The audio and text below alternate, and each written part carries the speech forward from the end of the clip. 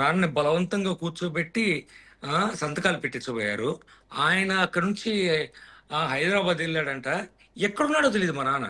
ఉమ్, కొన్నాళ్ళ వరకు అయితే మా ఫాదర్ ఎక్కడున్నాడో నాకు తెలియదండి. ఉమ్, ఒక 10 days వరకు ఐ వాజ్ ఇన్ సెర్చ్. ఎక్కడికి వెళ్ళిపోయాడు ఈ మనిషి? ఇంతలా భయపడాల్సిన కారణం ఏంటి? నేను ఉన్నాగా కొడుగ్గా నాకు చెప్పుకోవాల్సిందిగా. ఆ రోజు తవ్వినప్పుడు చెప్పలేదు, ఈ రోజు అప్పు చేసినప్పుడు చెప్పలేదు. కనీసం నీకు ఇంత ఇబ్బంది ఉన్నప్పుడు నాకు చెప్పినట్టయితే నేను ఏదో ఒకటి చేసేవాడిని. ఉమ్, సో నాకు చెప్పలేదు. తర్వాత పుల్లారా గారికి చెప్తే వెళ్ళి పోలీసు స్టేషన్కి వెళ్ళి కూర్చొని చర్యలు వేసుకున్నాడు.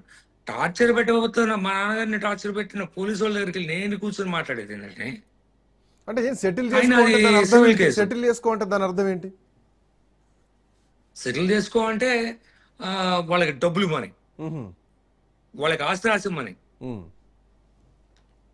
డబ్బులు కాదు, ఉమ్. డబ్బులు కూడా కాదు, ఆస్తి రాసి ఇవ్వమని. 60 కోట్ల వాళ్ళు ప్రాపర్టీ. అసలు కూర్చో ఇప్పుడు పక్కది ల్యాండ్ వచ్చి మా మిస్సెస్ పేరు మీద ఉందండి. ఆ, మా మిస్సెస్ కి తెలియకుండా మా నాన్న తాకట్టు పెట్టాడు. అది 50 సెంట్లు. 50 సెంట్లో 33 సెంట్లు తాకట్టు పెట్టాడు. తాకట్టు పెట్టినప్పుడు ఆయన రిటర్న్ గా వాళ్ళు డాక్యుమెంట్లు ఇచ్చేయాలన్నమాట. వాళ్ళు ఇవ్వకుండా సతాయిస్తున్నారు.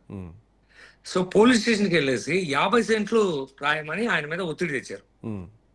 33 సెంట్లు కాదు, మొత్తం అంతా ఆస్తి అంతా రాసేయమని చెప్పేసి ఆయన మీద ఒత్తిడి తెచ్చారు.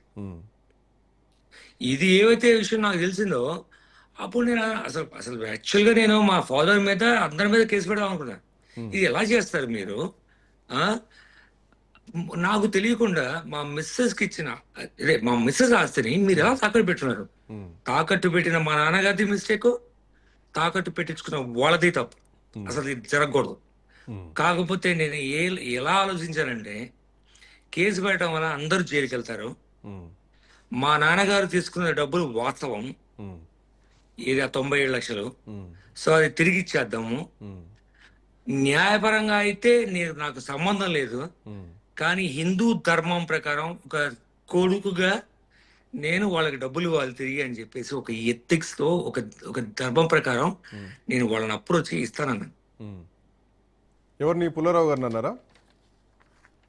పుల్లారా గారితో చెప్పాను. తర్వాత వాళ్ళు సెటిల్ చేసుకోమంటే వాళ్ళు they don't want money, they want property. అంతెందుకండి, నేను కేసేసా కదా నర్సరావుపేట కోర్టుకి వెళ్ళి చూడండి, డాక్యుమెంట్స్ ఓపెన్, అన్ని కోర్టు డాక్యుమెంట్స్ ఓపెన్ ఉంటాయి.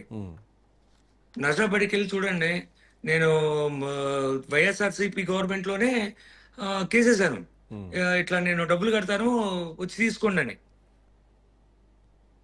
నాకు విషయం తెలిసిన తర్వాత నేను ఒక 11 ఛాలెంజ్ చేశానండి. నా ట్విట్టర్ అకౌంట్ లో కానీ ఫేస్బుక్ లో కానీ ఉంటుంది, ఎక్కడ పెడతా. నేను కొన్ని ప్రూఫ్స్ ఏమని అడుగుతున్నాను. నాకు తెలిసి మీరు అప్పు ఇచ్చారనేది ప్రూవ్ చేయండి ఫస్ట్. అప్పుడు దెన్ ఐ సరెండర్. బట్ నాకైతే వాళ్ళు ఏ రోజు చెప్పలేదు. అది కదండి, కొంతమంది అన్నారు, నిన్న కాకపోతే ఎవరు అన్నారు 2016లోనే అప్పు ఇచ్చారు. 2016లో అప్పిస్తే 2024 దాకా మురళి అనేవాడికి చెప్పకుండా మీరు ఏం చేస్తున్నారు? అసలు ప్రాపర్టీ ఎవరిది? ఎవరికి అప్పిచ్చారు? ఎంత అప్పిచ్చారు? ఒక ముసలాయనకి కోట్ల కోట్ల కోట్ల కోట్ల రూపాయలు అప్పులు ఇస్తారా? అది కూడా కొడుక్కి తెలియకుండా. సో దాంట్లో ఒక కుట్ర కోణం ఉంది. సో ఆస్తి కొట్టేయాలన్నటువంటి ఆలోచన ఆ రోజే ఉందని చెప్పేసి మీరు తర్వాత పసిగట్టారు.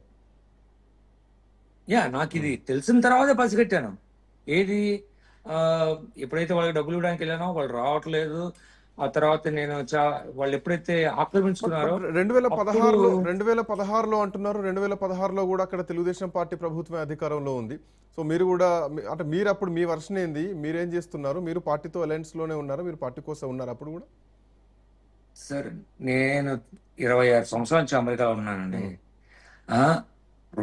నేను 2014లో కన్స్ట్రక్షన్ స్టార్ట్ చేశాను. ఇది అది బైఫర్కేషన్ అయిన తర్వాత కాంప్లెక్స్ కన్స్ట్రక్షన్ స్టార్ట్ చేసిన తర్వాత 2016 డిసెంబర్కి అది పూర్తయింది. పూర్తయిన తర్వాత ధ్రువ సినిమాతో స్టార్ట్ చేశాను. అప్పుడు నేను ఐఓబి నుంచి ఇండియన్ ఓవర్సీస్ బ్యాంక్ నుంచి 10 crores లోన్ తీసుకొని చేశాను. నాకు బయట రూపాయి అప్పు లేదండి. నాకు అసలు అప్పులంటే పడవు. అసలు అప్పు చేయాల్సిన కర్మ కూడా లేదు. నాకు కేవలం ఇది తప్పితే ఇంకా వేరే ఇంకా అసలు ఏది బ్యాంక్ అప్పు తప్పితే నాకు వేరే అప్పులు లేవు అసలు.